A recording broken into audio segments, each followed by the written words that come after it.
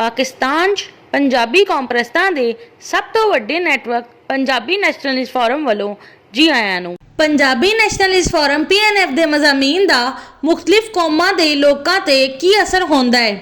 पंजाबी कश्मीरी हिंदकू डेरावाली का शुमार पंजाबी कौम च हुंदा है तो पंजाबी नैशनलिस्ट फोरम दे 100 मज़ामीन पढ़न दे बाद पंजाबी कौम प्रेस बनन लगता है, जबकि स्मार्ट ब्राह्वी गिलगिती बल्तिस्तानी कोहिस्तानी चित्राली सवाती राजस्थानी गुजराती नूं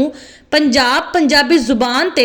पंजाबी कौम दे बारे समझ आना शुरू हो जाती है। लेकिन पठान बलोच ते उर्दू बोलन वाले हिंदुस्तानी मुहाजर जब पंजाबी नैशनलिस्ट फोरम दे मजमून पढ़न लगते ने ते 25 मजमून पढ़न तक उन्होंने शदीद झुंझलाहट महसूस होने लग जाती है। 50 मजमून पढ़न तक उन्होंने शदीद गुस्सा आना शुरू हो जाता है। 75 मजमून पढ़न तक इन्हों शदीद परेशानी शुरू होने लग जाती है ते 100 मजमून पढ़न तक इन्हों शदीद नदामत का एहसास होना शुरू हो जाता है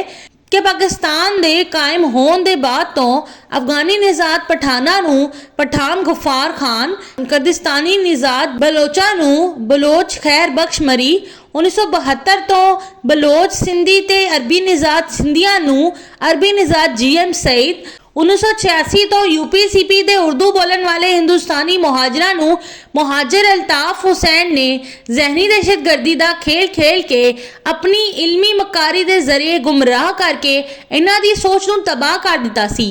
इसलिए पठान बलोच उर्दू बोलन वाले हिंदुस्तानी मुहाजिर ने पंजाब ते पंजाबियां नूं निशाना बनाया होया सी, जिस दी वजह तो पंजाबी कौम हुण पठान बलोच उर्दू बोलन वाले हिंदुस्तानी मुहाजरा तो मुतफक्कर हो चुकी है, बल्कि पंजाबी कौम ने हुण ठोक वजा के जवाब भी देना शुरू कर दिता है, जिस दी वजह तो हुण पठान बलोच उर्दू बोलन वाले हिंदुस्तानी मुहाजर दा हाल ते इन्हां दी औलाद दा मुस्तकबिल तारीख च नजर आ रहा है। स्मार्ट ब्राह्वी गिलगिती बल्तिस्तानी कोहिस्तानी चित्राली सवाती राजस्थानी गुजराती ने पंजाब ते पंजाबी कौम दे नाल अपने मरासम बेहतर करके पठान बलोच उर्दू बोलन वाले हिंदुस्तानी मुहाजिर दे चुंगल तो आज़ाद हो जाना है।